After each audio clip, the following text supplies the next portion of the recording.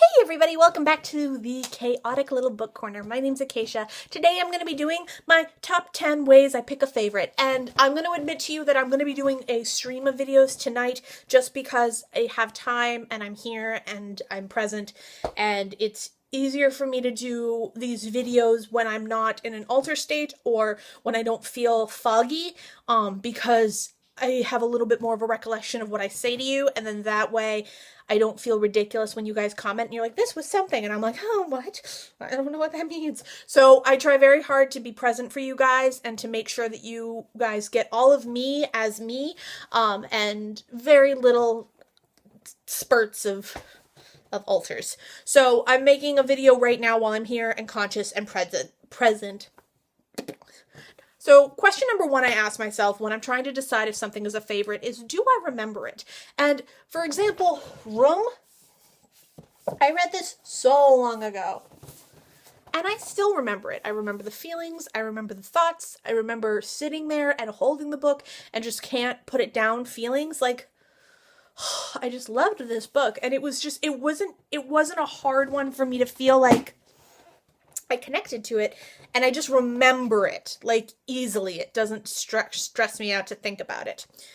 Number two, can I not stop thinking about it? And that would be our Endless Number Days. This is a new favorite of mine because I can't stop thinking about it. It's been what, a month? A week? I don't know. 2 weeks? I lose track of time. I'm terrible at time. It's awful. I don't like it, but it's totally fine. For all I know, it's 2003. I don't know. Our Endless Number Days. It's amazing. I can't stop talking about it. I can't stop thinking about it. And that makes it a favorite. Number three is the rereading something that you have no problem with. And that, hello, okay, guys, Psycho. I know this is like a cheesy, stupid, ridiculous book that is just completely, I don't even know. I don't know. But I can read this and I feel like I'm going home. I feel like I already know what's coming. I know how it's going to go. But still somehow every time I'm like, oh my gosh, he's the killer? What? And then I'm like, seriously? Am I surprised by this again?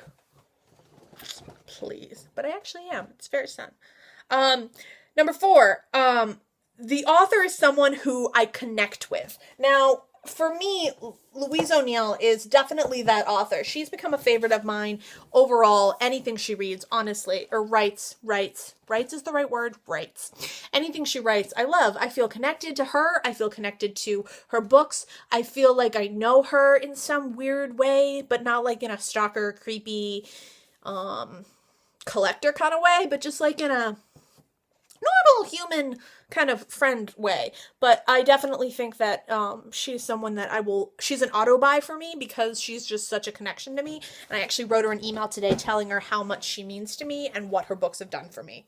Number five, I want more. What makes it a favorite is I want more. Alice, oh my gosh, I found out that there was a sequel coming. I cried. I was so happy. I cried. I can't stop thinking about it. I have it on my calendar and in my planner and in my phone, and I have it on pre-order, and I am awful because I just want more of this world. And then I found Brom the Child Thief, which is a retelling and a dark retelling of Pan. What? I'm ordering that. It's happening. And he blurbed Alice. So, basic logic here, people. All right. Sorry. Getting a little carried away because I'm talking about favorites. Number six reason it's a favorite. It made me cry. Happy cry, sad cry, laugh cry, cry. And that's Furiously Happy. I've talked about this so many times. I cry every time I read that book. Because I'm happy, because I don't feel alone. Because I'm sad, because she's feeling sad. Because I'm laughing, because some of the things she says are hysterically accurate. And the fact of the matter is, if you know someone who's got the crazies like I do, or like she does, then you're going to think it's really funny. Because some of the stuff that comes out of my mouth or comes out of her mouth or that comes out of us at any point in the day can be slightly ridiculous, and you just think that we're making stuff up, but we're not. We actually think these ridiculously unlogical things, and it's great, and it makes me laugh every time. I make myself laugh. I'm not the funniest person, I know, but I still make myself laugh. Number seven, what is there's a sentence that sticks with me or a style of writing. And for me, any of these books. Like, I can tell you right here and now, all of these books are books that I want to continue, are books that I would love to keep reading and love to read over and over, because the style of the writing of the author, or a sentence that just grabbed me, will never leave me. That style, that idea, that logic, and that feeling that the author put into words will never leave me. Number 8, never can talk about it enough. Ta-da! This video! This shelf. My poor friend's ears. This mouth just can't stop talking, period. Anyway, so give me a book to blurb about and it's a problem. Number 9, I learned something about the world or about myself. And that is a huge factor for me on what makes a favorite. I am actually going to be adding A Tale for the Time Being by Ruth Ozeki to my favorites shelf as soon as I finish my January wrap-up, because it is now a favorite. I don't know if it's going to be my 2016 favorite, or I know it will be in the 2016 favorites, but I learned a lot about Japanese culture I didn't know, which was really interesting, and I feel like I learned a little bit about myself and kind of this element of spirituality that I didn't know I was lacking, as well as the spirituality that I have to admit, I'm really bad with spirituality. I'm a little ticked off at the big man upstairs because of some of the stuff that's happened to me, but you know, it's fine. This book kind of made me stop and think about that and be like, is it really all in his control? Is it not in his control? Number 10. Do I want my family members or friends to read it?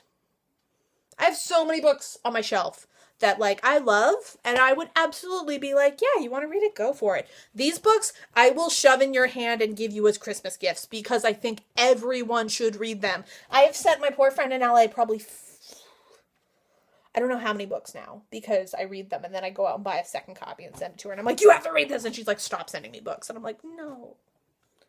So there you have it, folks, my top 10 reasons that things become a favorite for me. And that is my video. Keep watching, because there's going to be more coming to you soon. And I will see you in my next video. Bye, folks. Ha ha. I don't really know what that was. Bye. Ha ha.